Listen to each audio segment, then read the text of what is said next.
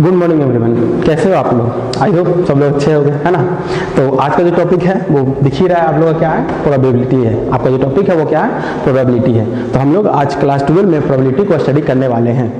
तो एक काम करते हैं ना, हम लोग प्रोबेबिलिटी को दो पार्ट में डिवाइड करते हैं। एक पार्ट बना देते हैं हम लोग बोर्ड बेस बना देते हैं। पार्ट 1 को हम क्या लिख देते हैं? बोर्ड बेस कर देते हैं। और पार्ट 2 को कर देते हैं जेईई मेंस और एडवांस का। तो सबसे पहले हम लोग पार्ट 1 को, जितना दिन लगेगा पार्ट 1 को ही पढ़ेंगे, यानी उसमें सारा का सारा थ्योरेटिकल कॉन्सेप्ट पढ़ेंगे और बोर्ड के रिलेटेड जितने भी क्वेश्चंस आते हैं हम वो सारे के सारे को सॉल्व करेंगे। उसके बाद जैसे हमारा बोर्ड बेस का कॉन्सेप्ट खत्म हो जाएगा, बोर्ड बेस का क्वेश्चन खत्म हो जाएगा, उसके बाद हम लोग जेईई मेंस पार्ट पे आएंगे, पार्ट 2 पे आएंगे। पार्ट 2 पे हम लोग जेईई मेंस में पूछा जाने वाला प्रोबेबिलिटी का क्वेश्चन उसको डील करेंगे। जेईई मेंस में पूछे जाने वाले क्वेश्चन को हम लोग डील करेंगे और प्रीवियस ईयर क्वेश्चन को भी डील करेंगे और जो बुक्स वगैरह में रहते हैं जेईई मेंस क्वेश्चन हम लोग उसको भी सॉल्व करेंगे, ताकि हमारा दोनों का दोनों अच्छा प्रिपरेशन हो जाए।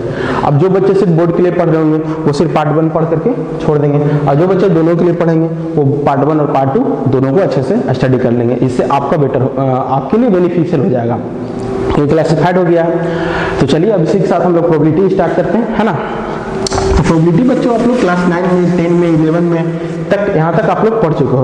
तो क्लास 12 से हम लोग प्रोबेबिलिटी शुरू करते हैं। तो क्लास 12 में जो प्रोबेबिलिटी शुरू करते हैं तो थोड़ा सा हम लोग बेसिक्स ले लेते हैं, यानी बेसिक्स प्रोबेबिलिटी पढ़ने से पहले हमें क्या क्या आना चाहिए वो सारा का सारा क्या कर लेते हैं? क्लियर कर लेते हैं। उसके बाद हम लोग प्रोबेबिलिटी पे वर्क करेंगे, क्योंकि हमारा ये सारा सब प्रोबेब मतलब शायद पे ही डिपेंड है।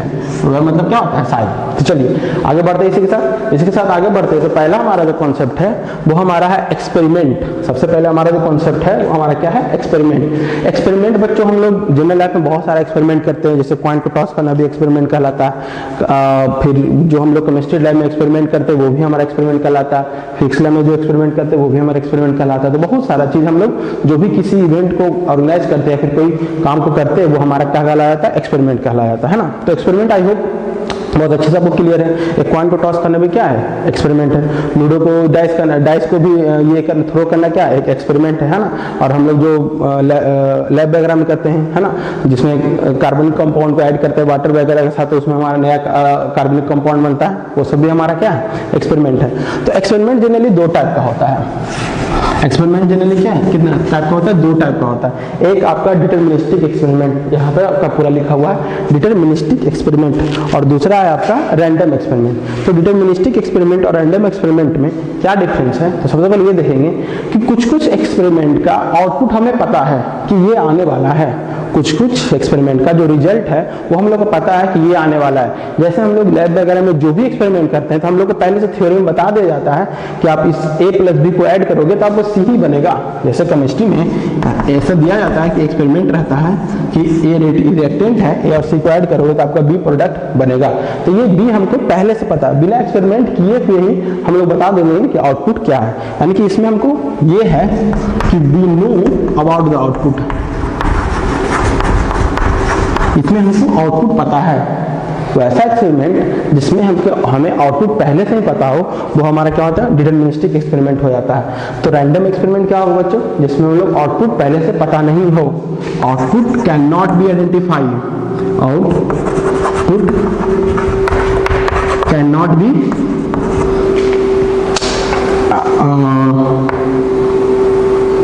आइडेंटिफाई।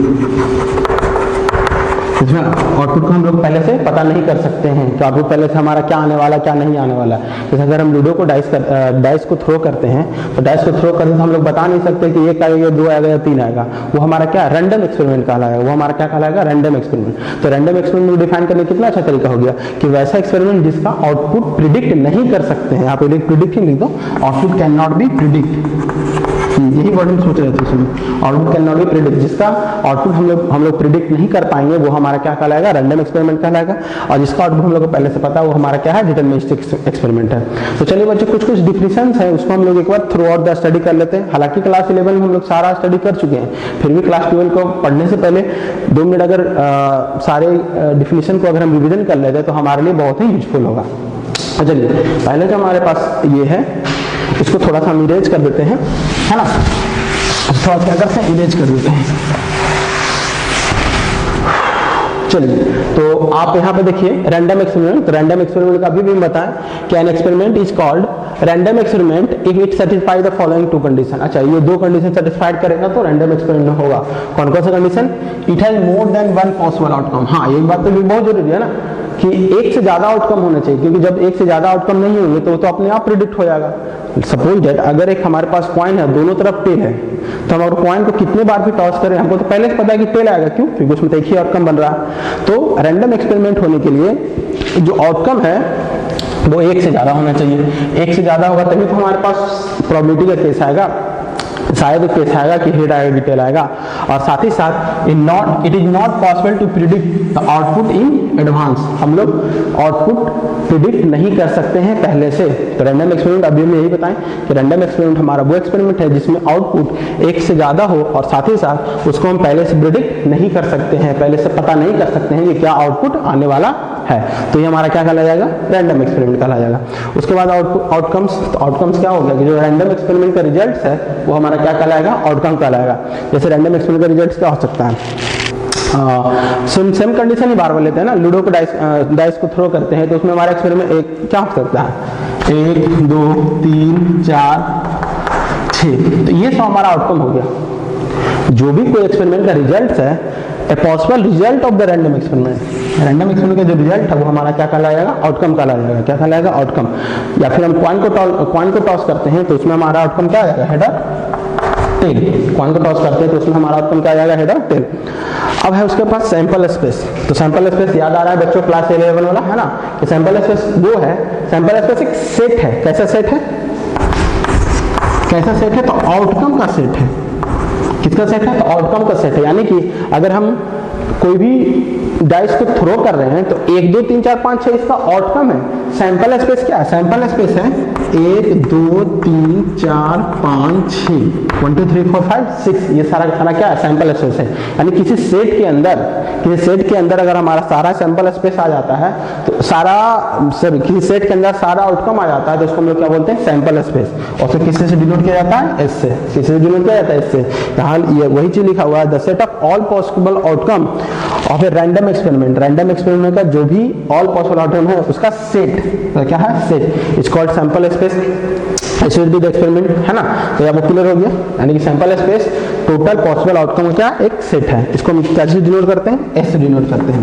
क्या से डिनोट करते हैं? एस से डिनोट करते हैं। उसके बाद सैंपल पॉइंट। तो सैंपल पॉइंट हर एक एलिमेंट इसका क्या कहलाता है? Sample point. जैसे 1 2 3 4 5 6 ये सब एलिमेंट है। एलिमेंट क्या कहला गया? Sample point. यानी सेट का एलिमेंट यहाँ पे क्या कहलाया जाता है? Sample point.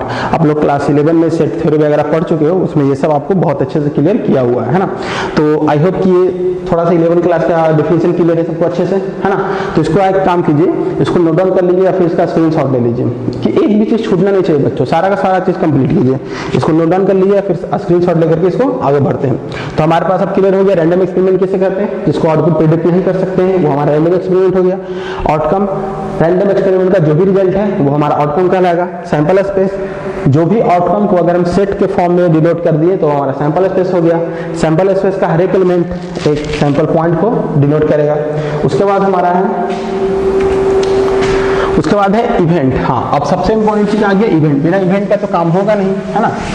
इवेंट प्रोबेबिलिटी तो पूरी की तरह हमारा इवेंट पे ही डिपेंड करता है। प्रोबेबिलिटी हमारा क्या पूरी तरह इवेंट पे है। तो इवेंट क्या होगा बच्चों? Any subset of E of sample space S. यानी एस कोई हमारे पास सैंपल स्पेस है, एस हमारे पास सैंपल है 1 2 3 डाइस वाला ही ले लेते हैं। एस हमारे पास एक सैंपल स्पेस है तो इसका इवेंट क्या क्या हो जाएगा? इवेंट हो जाएगा सबसेट। सबसेट पता है बच्चों क्या होता है? Subset is the part of the set. यानी किसी का भी पार्ट हमारा क्या कहलाएगा? सबसेट कहलाएगा। तो सबसेट क्या होता है? Subset is the part of set. Event किसे कहते हैं? इवेंट सबसेट को कहते हैं। इवेंट किसे कहते हैं? इवेंट कहते हैं सबसेट को। इवेंट किसे कहते हैं? सबसेट को। यानी कि अगर हमको कोई इवेंट लिखना है, कुछ भी इवेंट का नाम दे देते हैं, है ना? इवेंट ई में कुछ भी ले लेते हैं। सेट ऑफ ऑड नंबर, तो ऑड नंबर क्या हो जाएगा हमारा? है ना? 135। या फिर क्या आएगा? सेट ऑफ इवेंट नंबर, कुछ भी इवेंट हम ले सकते हैं। तो ये सारा चीज क्या कहला गया? हमारा इवेंट कहला गया। इस तरह से क्या कहला गया? आपका इवेंट कहला गया। बहुत अच्छे से फेमिलियर है सब चीज से कि event is nothing but it is a part of the subset of set S, है ना? उसके बाद टाइप ऑफ इवेंट। उसके बाद हमारा क्या है? Type of event. Type of event को हम लोग थोड़ा देख लेते हैं। Impossible and sure event, class 9 से ही आप लोग देख रहे हैं इम्पॉसिबल और श्योर इवेंट किसे कहते हैं। इम्पॉसिबल इवेंट वैसा है जो कभी पॉसिबल ही नहीं है, जो कभी क्या है पॉसिबल ही नहीं है, उसे हम लोग क्या बोलेंगे इम्पॉसिबल इवेंट। जैसे अगर हम एक लूडो को थ्रो करते हैं, डाइस को थ्रो करते हैं, तो डाइस थ्रो करने पे बोलेगा कि मल्टीपल ऑफ 7, तो मल्टीपल ऑफ 7 आने की क्या पॉसिबिलिटीज है, क्या प्रोबेबिलिटी है, तो मल्टीपल ऑफ 7, तो क्या कभी हम लोग डाइस को थ्रो करेंगे तो 7 आ सकता है। तो जब 7 आ ही नहीं सकता है तो 7 का मल्टीपल कहाँ से आएगा बच्चों, तो 7 का मल्टीपल आने का कोई भी पॉसिबिलिटीज नहीं है, तो पॉसिबिलिटीज नहीं आने की पूरी तरह से क्या इम्पॉसिबल, तो पूरी तरह से क्या है इम्पॉसिबल। तो इसमें हम लोग क्या बोलते हैं इम्पॉसिबल इवेंट। और इम्पॉसिबल इवेंट का प्रोबेबिलिटी क्या होगा बच्चों 0, क्यों, क्योंकि प्रोबेबिलिटी को तो हम अच्छे से जानते हैं, नंबर ऑफ फेवरेबल केस और number of total case. Favourable case हमारे पास क्या आ गया, तो 0 आ गया ना, तो 0/6 0 हो गया है ना। यानी इम्पॉसिबल इवेंट हमारा वो इवेंट है जो कि हमारा प्रैक्टिकल में पॉसिबल नहीं है, और इम्पॉसिबल इवेंट की प्रोबेबिलिटी हमेशा 0 होती है। उसके बाद श्योर इवेंट मतलब कि वो 110% होने वाला है, वही है ही है, क्या वही है ही है।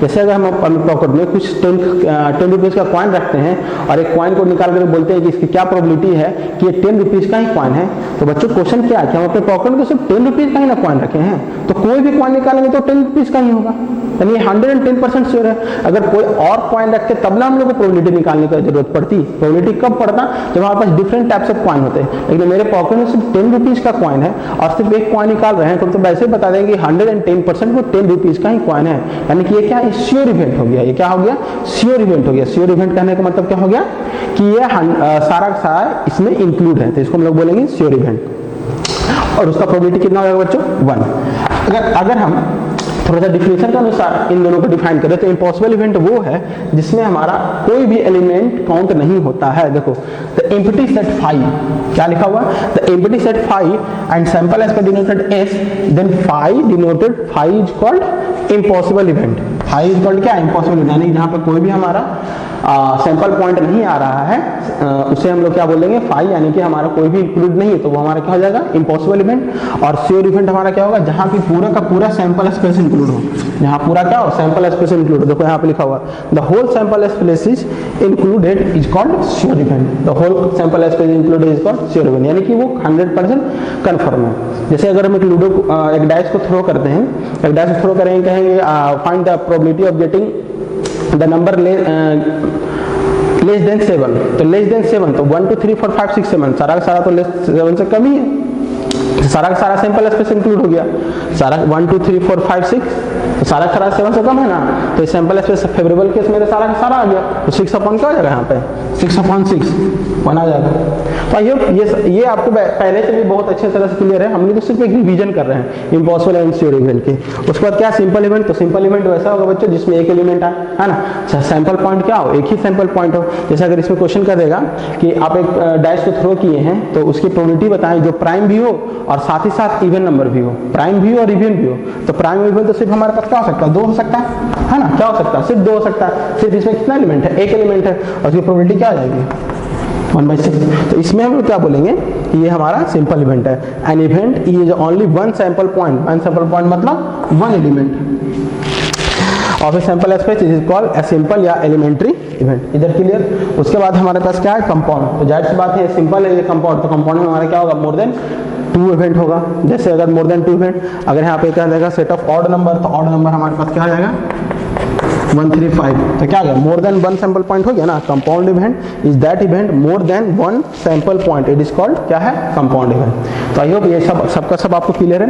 इसको फिर से स्क्रीनशॉट या फिर आप नोट पॉज करके नोट डाउन जरूर कीजिए, है ना। तब तक हम लोग आगे बढ़ते हैं।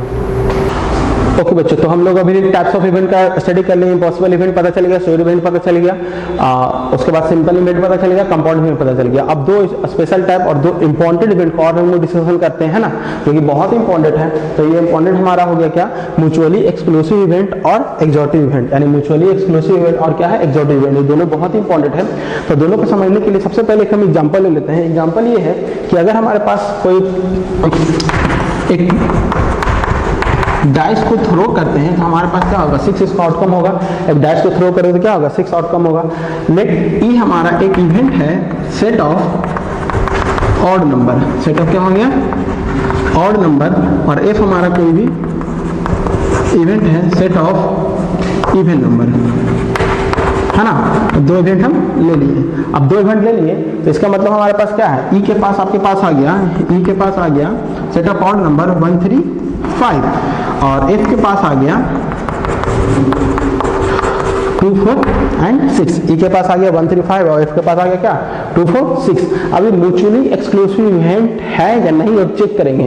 तो पहला कंडीशन, सबसे पहले तो बहुत इजी तरीका है, अगर ई और एफ ये हैं तब ये म्यूचुअली एक्सक्लूसिव इवेंट है। म्यूचुअली एक्सक्लूसिव डिफाइन करने का सबसे इजी और कन्वीनियंट तरीका है कि ई और एफ में जो कॉमन पॉइंट अगर कुछ भी नहीं है, कॉमन एलिमेंट अगर कुछ भी नहीं है, तब वो म्यूचुअली एक्सक्लूसिव इवेंट है। यानी कि हमारे पास क्या ई 1 2 3 एफ 2 4 6। अब बताइए क्या इसमें ई कोई भी एलिमेंट है, ई और एफ में कोई भी एलिमेंट कॉमन है? तो ई और एफ में कोई भी एलिमेंट कॉमन नहीं है, यानी क्या हो गया इसका इंटरसेक्शन 5। ई और एफ का इंटरसेक्शन क्या हो गया 5 5 का मतलब कोई भी एलिमेंट कॉमन नहीं।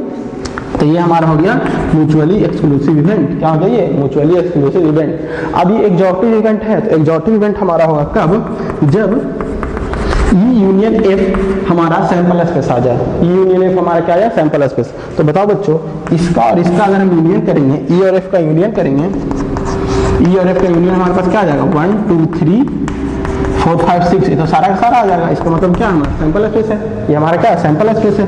यानी सैंपल स्पेस कहने का मतलब अगर क्या बोल रहा है कि ई यूनियन एफ अगर सैंपल स्पेस आ जाए तो उसको हम लोग क्या बोलेंगे एक्सॉटिव इवेंट बोलेंगे। क्या बोलेंगे उसमें एक्सॉटिव इवेंट बोलेंगे। तो यही बेसिक यही है आपका, बेसिक आपका यही है कि अगर दो सेट कुछ इस प्रकार से है कि उसमें अगर कुछ कॉमन नहीं है यानी कि 5 है तो हमारा म्यूचुअली एक्सक्लूसिव इवेंट होंगे। और हमारा एक्सॉटिव इवेंट तब कहलाएगा जब दोनों इवेंट को मिला करके सैंपल स्पेस का सारा एलिमेंट आ जाए, दोनों इवेंट को मिला करके यूनियन कर करके सैंपल स्पेस का सारा एलिमेंट आ जाए, तब वो हमारा क्या कहलाएगा एक्सॉटिव इवेंट कहलाएगा। अब थोड़ा सा इसका डिफिनेशन भी वर्क कर लेते हैं। डिफिनेशन क्या है बच्चों, देख लीजिए। डिफिनेशन है म्यूचुअली एक्सक्लूसिव इवेंट हमारा वो है कि अगर एक आ जाता है mutually exclusive event if the occurrence of any one of them exclude the occurrence of other, यानी एक इंक्लूड हो जाता तो दूसरे का वो उसे ज्यादा फर्क नहीं है। और एक्सॉटिव इवेंट हमारा वो है कि सब मिलाकर के हमारा क्या आ रहा है, सारा का सारा क्या आ रहा है सैंपल स्पेस आ रहा है। सबको अगर हम ऐड कर देते हैं तो हमारा क्या आ रहा है यहाँ पे सैंपल स्पेस आ रहा है। ए बी सी जितना भी इवेंट ऐड कर देते हैं तो सारे को ऐड करने के लिए आ रहा है हमारा सैंपल स्पेस आ रहा है। यहाँ पे एक चीज और लिखा हुआ है म्यूचुअली एक्सक्लूसिव में कि दोनों का दोनों डिसजॉइंट सेट है। डिसजॉइंट सेट कहने का मतलब क्या बच्चों, पढ़े हुए लेवल में है ना सेट थ्योरी में, इनमें कोई भी चीज कॉमन नहीं है, हो गया डिसजॉइंट सेट है ना। ये हमारा क्या होगा डिसजॉइंट सेट, ये हमारा क्या ज्वाइंट सेट ये है। जैसे कोई भी चीज हमारा क्या होता है कॉमन होता है, उसमें हमारा कोई भी चीज कॉमन नहीं तो वो हमारा क्या हो गया डिसजॉइंट सेट हो गया। ये झट क्लियर, यहाँ तक तो क्लियर। अब यानी म्यूचुअली एक्सक्लूसिव पता चल गया, यानी कि दोनों मिलाकर के कोई भी या दोनों इवेंट में कोई भी चीज कॉमन नहीं होगा। और एक्सॉटिव इवेंट हमारा कौन सा होगा, यानी सबको अगर मिला दें तो हमारा सैंपल स्पेस के बराबर हो जाएगा। तो ये था आपका थोड़ा सा बच्चों बेसिक। तो आई होप कि अब बेसिक सबको क्लियर हो गया। अब हम लोग जो पढ़ते हैं, जो एक्चुअल हमारा जो टॉपिक है प्रोबेबिलिटी, अब हम लोग उसको स्टार्ट करते हैं। तो क्या आप तैयार है बच्चों प्रोबेबिलिटी पढ़ने के लिए? चलिए वेरी गुड। तो हम लोग पढ़ते हैं प्रोबेबिलिटी। तो प्रोबेबिलिटी हमारे पास क्या है, प्रोबेबिलिटी जो हम लोग क्लास 6 7 8 9 से जो पढ़ते आ रहे हैं, जो कॉमन सा डिफिनेशन है, इसका कॉमन सा डिफिनेशन क्या है, the probability is the ratio between number of the favourable cases and number of total case. यानी जो टोटल केस हमारा नीचे होगा और नंबर ऑफ फेवरेबल केस ऊपर होगा तो हमारा क्या कहला जाएगा प्रोबेबिलिटी कहला जाएगा। यहाँ तक तो क्लियर आपको। अब प्रोबेबिलिटी के जनरली 3 टाइप्स होते हैं। 3 टाइप्स यानी कि उसको अलग अलग क्लासेस में डिवाइड किया गया, अलग अलग अप्रोच किया गया प्रोबेबिलिटी को। यानी प्रोबेबिलिटी जो हम लोग स्टार्टिंग से पढ़ते हैं तो क्लास 7 8 9 10 में कुछ अलग टाइप का प्रोबेबिलिटी पढ़ना था, 11 में कुछ अलग टाइप का प्रोबेबिलिटी पढ़ना है और 12 में कुछ अलग टाइप का पढ़ना है। कॉन्सेप्ट सब में सेम है, फॉर्मूला सब में यही है, प्रोबेबिलिटी का फॉर्मूला सब में ही, लेकिन थोड़ा सा हल्का हल्का कॉन्सेप्ट को चेंज किया गया है, बढ़ाया गया। तो जब 9 में हम लोग थे तो स्टैटिकल अप्रोच पढ़े थे, 7 8 9 10 में स्टैटिकल अप्रोच पढ़ते हैं। स्टैटिकल अप्रोच करने का मतलब क्या कि कोई भी प्रोबेबिलिटी जो हम लोग क्या ऑब्जर्वेशन और डाटा पे, कलेक्टेड डाटा पे डिपेंड है, वैसा प्रोबेबिलिटी जो कि हमारा ऑब्जर्वेशन और कलेक्टेड डाटा पे डिपेंड है, वो हमारा क्या कहलाया जाएगा statistical approach of probability. Statistical मतलब क्या था, डाटा। स्टैटिक्स हम लोग पढ़े थे ना क्लास 9 में, क्लास 9 10 में पढ़े थे। यानी डाटा, यानी डाटा में बेस्ड जो भी सारा सामान होगा वो स्टैटिक्स के अंतर्गत आ जाएगा। और स्टैटिकल अप्रोच ऑफ प्रोबेबिलिटी यानी कि वो प्रोबेबिलिटी जो स्टैटिकल डाटा पे फिक्स्ड हो, स्टैटिकल डाटा को रिप्रेजेंट कर रहा हो, तो वो हमारा क्या कहा जाएगा स्टैटिकल अप्रोच ऑफ प्रोबेबिलिटी, जो कि हम लोग 10 तक स्टडी कर चुके हैं। अब 11 में स्टडी किए थे हम लोग axiomatic approach of probability. Axiomatic approach of probability कहने का मतलब बच्चों यही से पता चल रहा है, एक्जियोम मतलब कोई ना कोई एक स्टेटमेंट पे वर्क कर रहा है ना, कि वैसा प्रोबेबिलिटी के कोई स्टेटमेंट में वर्क कर रहे हैं, तो इसमें कुछ ना कुछ हमारा एक्जियोम को दे दिया रहता था पहले से कि ये आपको ये करना है, ये करना है और ये करना है, और उसी के बेस पे आपको प्रोबेबिलिटी क्या करना, सॉल्व करना, उसी के बेस पे आपको प्रोबेबिलिटी क्या करना, बनाना था उसमें क्वेश्चन को और सॉल्व करना था, जो कि लेवल में हम लोग किए थे। अब क्लासिकल अप्रोच ऑफ प्रोबेबिलिटी है, तो क्लासिकल अप्रोच ऑफ प्रोबेबिलिटी हमारा क्या है, क्लासिकल अप्रोच ऑफ प्रोबेबिलिटी हमारे इसमें स्पेशल टाइप के इवेंट्स पे क्वेश्चन बनेंगे, जैसे हमारा म्यूचुअली एक्सक्लूसिव इवेंट पे क्वेश्चन बनेगा, एक्सॉटिक इवेंट पे क्वेश्चन बनेगा, इक्वल प्रोबेबिलिटी क्वेश्चन बनेगा, तो उस टाइप के क्वेश्चन को हम लोग क्या करेंगे, सॉल्व करेंगे। तो थोड़ा सा ब्रीफ इंट्रोडक्शन तीनों का ले लेते हैं, तो इसका तो लेने की तो जरूरत है नहीं, क्लास 9 10 हम लोग ऑलरेडी पढ़ चुके हैं, थोड़ा सा इन दोनों का ब्रीफ इंट्रोडक्शन ले लेते हैं ना। तो ब्रीफ इंट्रोडक्शन हमारा ये है कि एक्जियोमेट्रिक अप्रोच, देखो axiomatic probability, axiomatic approach of the another way to describe the probability of event in this approach some axiom, यहाँ पे लिखा हुआ है ना, some axiom and rule are assign, some approach some axiom and rule are assign किया गया probability के लिए, क्या किया गया, असाइन कर दिया कि ये आपको करना है, यानी कि अगर ये सैंपल स्पेस है, ऐसे the sample space of random experiment, तो प्रोबेबिलिटी हमारे पास क्या हो जाएगा, तो probability is the valid value of domain is the power of x, यानी प्रोबेबिलिटी हमारे पास वही हो, यही वाला P probability, the probability of a real valued function whose domain is the power of set S, और कोई भी इवेंट हम ले लेते हैं ना, वो हो जाएगा। And range in the interval of 0 और 1, ये तो सबको पता है कि प्रोबेबिलिटी का रेंज हमारा क्या है, 0 और 1 के बीच होता है। Satisfied the following Axiom, satisfied क्या है, फॉलोइंग एक्जियोम, यानी कि for any event P is greater than 0, यानी 0 से बड़ा या 0 के बराबर हो सकता है, तो जाहिर सी बात है प्रोबेबिलिटी तो हमारे 0 से बराबर भी हो सकता है और 0 से बड़ा भी हो सकता है, लेकिन लेस देन 1 और इक्वल टू 1, एक से कम भी हो सकता है। और पीएस क्या है हमारा, सैंपल स्पेस, अगर सैंपल स्पेस अगर प्रोबेबिलिटी लेते हैं, सारा हमारा सैंपल स्पेस में प्रोबेबिलिटी में आ जाए, यानी इसको हम इस तरह लिख सकते हैं पी एस अपॉन एस, तो हमारा तो 1 ही आएगा ना, इधर भी सैंपल स्पेस ऊपर भी सैंपल स्पेस, सारा सैंपल स्पेस तो कट के क्या आ जाएगा, 1 आ जाएगा, तो वही हमारा दिया हुआ है। और उसके बाद E and F are mutually exclusive, तो ई एंड एफ अगर म्यूचुअली एक्सक्लूसिव है तो ये वर्क करेगा, है ना, यानी P E union F equal to हमारे पास हो जाएगा पी प्लस पी एफ, क्यों हो जाएगा, क्योंकि हमारे पास पी ये हमारा क्या हो जाएगा, 0 हो जाएगा, क्योंकि कुछ तो है ही नहीं, तो कुछ नहीं है तो 0 हो जाएगा, तो हमारे पास से पी एफ वर्क करेगा। जो फॉर्मूला था वो फॉर्मूला क्या था, फॉर्मूला ये था 11 में, आप इसको बहुत बार पढ़े होगा, इससे बहुत क्वेश्चन भी सॉल्व किए होगा। यहाँ पे अगर यूनियन है तो यहाँ पे इंटरसेक्शन हो जाएगा। अब चूंकि इसका वैल्यू 0 है, 0 क्यों होगा, क्योंकि म्यूचुअली एक्सक्लूसिव इवेंट है, दो चीज में कोई भी कॉमन नहीं है, तो हमारे पास क्या फॉर्मूला बनेगा, सिर्फ ये बनेगा। तो ये सब बच्चों हम लोग क्लास 11 में पढ़े थे, ये सब जो था हम लोग क्लास 11 में पढ़े थे एक्जियोमेट्रिक प्रोबेबिलिटी का। तो आई होप ये क्लियर है आप लोग को, और इसको आप स्क्रीनशॉट लेकर के रख लीजिए, इसको आप फिर से नोट डाउन कर लीजिएगा। हम लोग जो पढ़ने वाले हैं क्लास 12 में वो बेसिकली है क्लासिकल अप्रोच है। हम लोग जो पढ़ने वाले हैं वो हमारा क्लासिकल डिफिनेशन ऑफ प्रोबेबिलिटी है, जो हम लोग 12 में पढ़ने वाले हैं। तो देखो बच्चों यहाँ पे क्या है, स्टार्टिंग से हम लोग पढ़ते हैं अच्छे से, क्या कह रहा है हमारे पास क्लासिकल अप्रोच।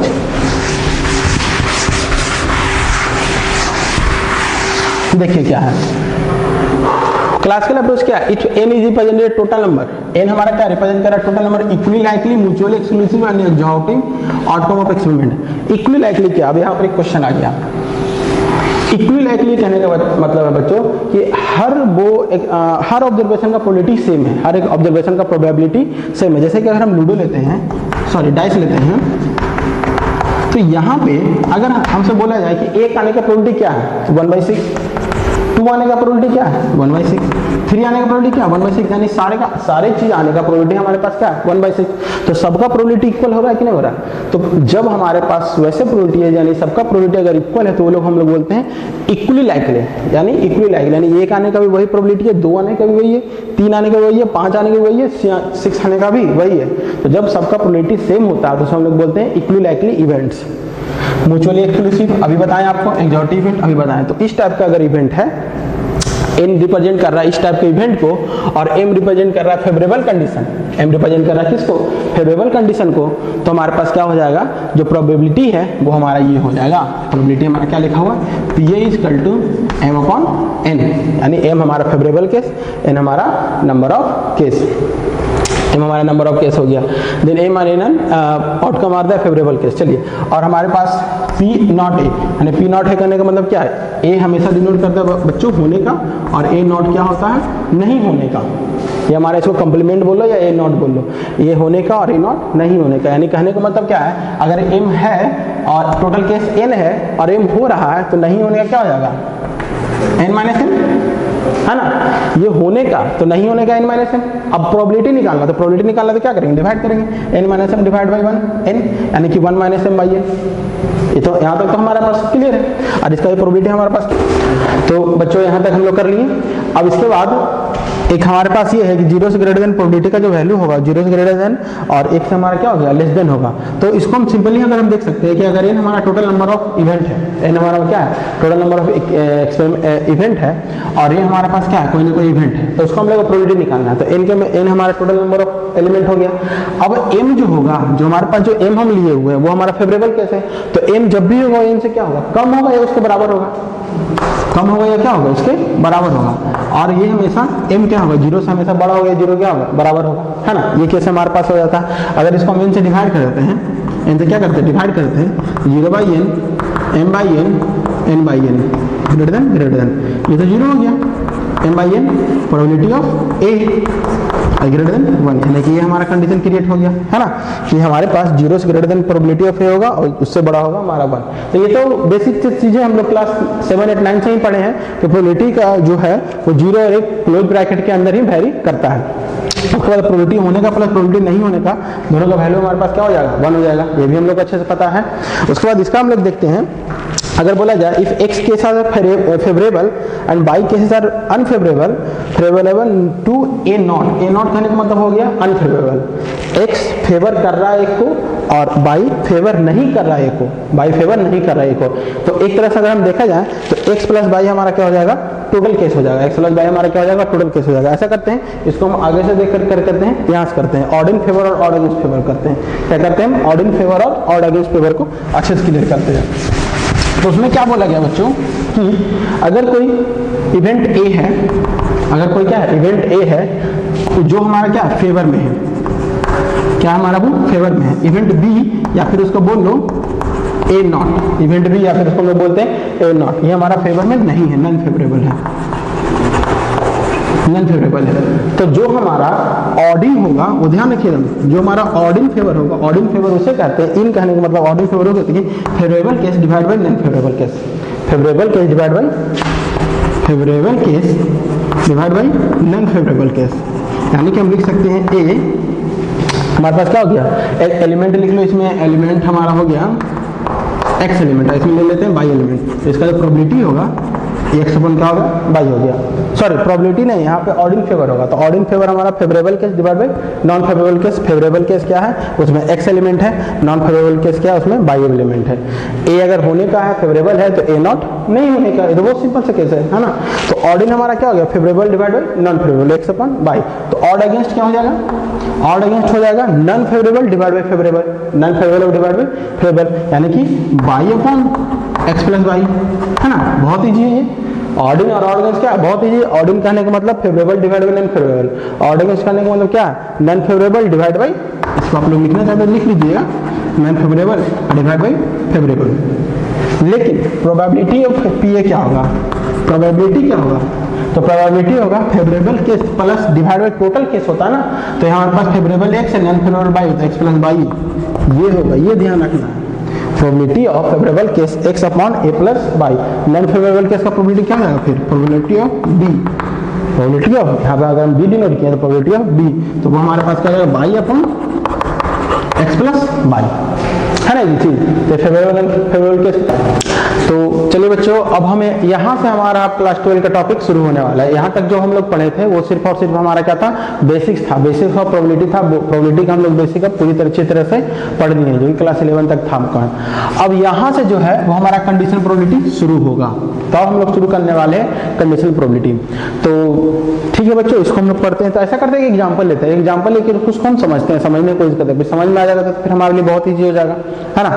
तो चलिए एक एग्जाम्पल है, मान लीजिए एक फ्रेंड 1 है, फ्रेंड 2 है, ठीक है। फ्रेंड 1 फ्रेंड 2 दोनों बैठे बैठे बोर हो रहा था, है ना।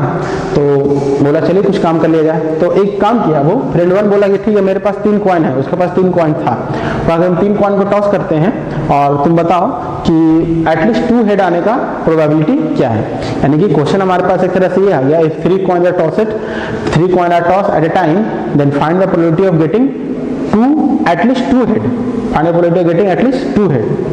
तो एक फ्रेंड ने इससे बोला कि मेरे पास 3 कॉइन है, हम 3 कॉइन को टॉस करेंगे, तुमको बताना है प्रोबेबिलिटी किसका, कि एटलीस्ट 2 हेड आने का प्रोबेबिलिटी क्या होगा। तब फ्रेंड 2 के माइंड में पहले से कुछ कैलकुलेशन होगा। अब फ्रेंड 2 के माइंड में क्या क्या कैलकुलेशन होगा वो हम लोग यहाँ पे देखते हैं। अब फ्रेंड 2 का माइंड क्या काम करेगा, ये सोचा पहले कि इसके पास 3 आउटपुट है, कितना 3 आउटपुट है, यहाँ इसके पास 3 कॉइन है, फ्रेंड 1 के पास कितना कॉइन है, 3 कॉइन है, 3 कॉइन का आउटपुट क्या हो जाएगा, HHH HT है ना, HTH HTT ये हो गया, उसके बाद THH THT TTH और TTT, यही होता है आउटपुट हमारा, यही आउटपुट हमारा होता है। यानी कि हम सबसे पहले फ्रेंड 2 क्या करेगा, इसका सैंपल स्पेस क्रिएट करेगा। तो सैंपल स्पेस है, सैंपल स्पेस क्या हो जाएगा, इसको अगर हम इस तरह से लिखें, इस तरह से ज़्यादा इजी हो जाएगा हमारे लिए। जो सैंपल स्पेस क्रिएट होगा वो कुछ हमारा ये हो जाएगा, सैंपल स्पेस, सैंपल स्पेस जो होगा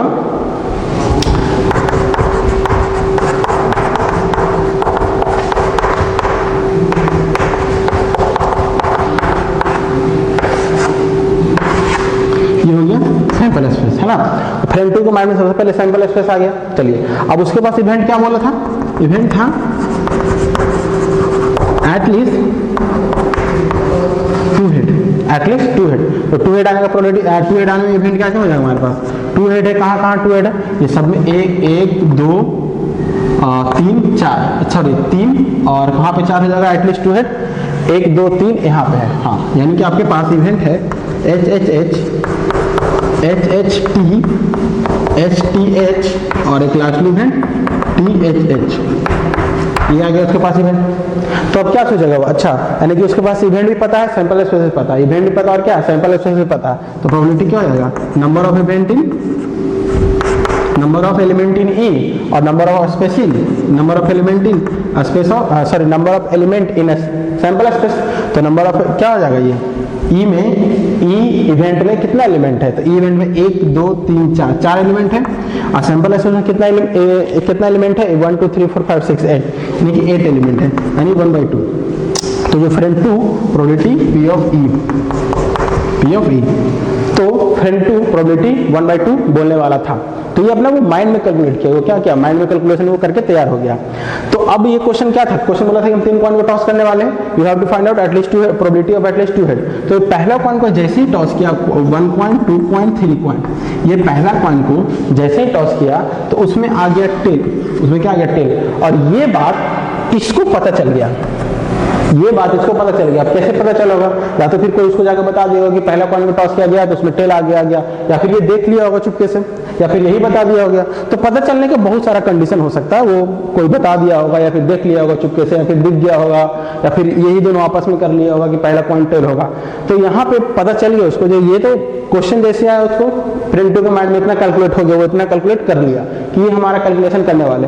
लेकिन जैसे ही कॉइन 1 को टॉस किया तो पहला कॉइन, पहला जो रिजल्ट है वो टेल आ गया, पहला जो रिजल्ट और क्या आ गया, टेल आ गया। तो अब जो फ्रेंड 2 जो कैलकुलेट किए हुआ था उसके लिए तो गलत हो गया पूरी तरह से, ये तो उसके लिए पूरी तरह से क्या हो गया, गलत हो गया, क्योंकि अब उसके पास क्या आ गया, उसके पास आ गया सैंपल कि पहले उसके पास अब टेल ही आना चाहिए। तो अब फ्रेंड 2 का माइंड किस तरह से काम करेगा, अभी तक वो फ्रेंड 2 का माइंड अब किस तरह से काम करेगा, तो कहेगा कि सबसे पहले हम ले लेते F, tail on first point, एक इवेंट ले लिया टेल ऑन फर्स्ट पॉइंट। तब उसके लिए क्या हो जाएगा, इवेंट क्या हो जाएगा, इवेंट हो जाएगा कहाँ कहाँ टेल है, THH THT TTH और TTT, उसके पास अब ये सैंपल स्पेस हो जाएगा, क्योंकि अब तो ये सैंपल स्पेस तो कैंसिल आउट हो गया ना, क्योंकि उसको तो पता चल गया कि पहले तो आपका टेल ही, तो जब पहला टेल है तो पहला हेड होने का पॉसिबिलिटी है ही नहीं थी, तो उसके लिए कैंसिल हो गया। तो अब उसके पास जो सैंपल स्पेस बचा वो ये सैंपल स्पेस बच गया। अब इसमें उसको पॉसिबिलिटी निकालना है, इसमें उसको प्रोबेबिलिटी निकालना है। तो प्रोबेबिलिटी क्या था, एटलीस्ट 2 हेड। तो एटलीस्ट 2 हेड कहाँ है, देखो एटलीस्ट 2 हेड यही है ना, यानी कि इसके पास प्रोबेबिलिटी क्या हो जाएगा, PF, यानी इसका जो प्रोबेबिलिटी है वो प्रोबेबिलिटी क्या हो जाएगा इसके पास, 1 2 3 4 हो गया टोटल, और उसमें 1 फेवरेबल केस, तो 1/4 ऐसा क्या हो जाएगा, प्रोबेबिलिटी हो गया। तो बच्चों अब इस क्वेश्चन में जो ये फ्रेंड 2 को प्रेडिक्टिव को जो पहले ही पता चल गया कि फर्स्ट क्वाइन में P है, यही एक कंडीशन हो गया, यही क्या हो गया, कंडीशन हो गया। ऐसे कारण हम लोग यहाँ पे क्या स्टडी करने वाले, कंडीशनल प्रोबेबिलिटी स्टडी करने वाले। क्वेश्चन हमारा नॉर्मल था, सब कुछ नॉर्मल था, लेकिन क्वेश्चन नॉर्मल होने के बाद एक चीज को पहले से बता दिया गया, पहले से इन्फॉर्म कर दिया गया कि कंडीशन ये गिवन है कि फर्स्ट पॉइंट पे आपका टॉस टेल है, फर्स्ट पॉइंट आपका क्या है, टेल है। तो ये जब कंडीशन गिवन हो गया तब प्रोबेबिलिटी क्या होगा उस पर वर्क किया गया, तब हमारे पास प्रोबेबिलिटी क्या होगा उस पर वर्क किया गया। तो अब इसको ध्यान दीजिए, इसको हम बोल सकते हैं P F पता है, F हमको क्या पता है, यानी ये F ये इवेंट हमको पता है कि ये होने वाला फर्स्ट पॉइंट टेल आने वाला फर्स्ट पॉइंट पे, और E का प्रोबेबिलिटी फाइंड आउट करना है। F पता होने के बाद E का प्रोबेबिलिटी फाइंड आउट करना है, यही आपको क्या है, कंडीशनल प्रोबेबिलिटी है। इसको हम लोग ये लिख रहे हैं कि P E, इसको स्लैश भी लिख सकते हैं या तो इसको हम स्लैश इस तरह से डिनोट करते हैं, दोनों में किसी तरह से डिनोट कर सकते हैं। तो इसका प्रोबेबिलिटी हो गया 1/4। तो चलिए अब इसी से हम इसका फॉर्मूला ड्राइव करने की कोशिश करते हैं कि इसका फॉर्मूला क्या होगा।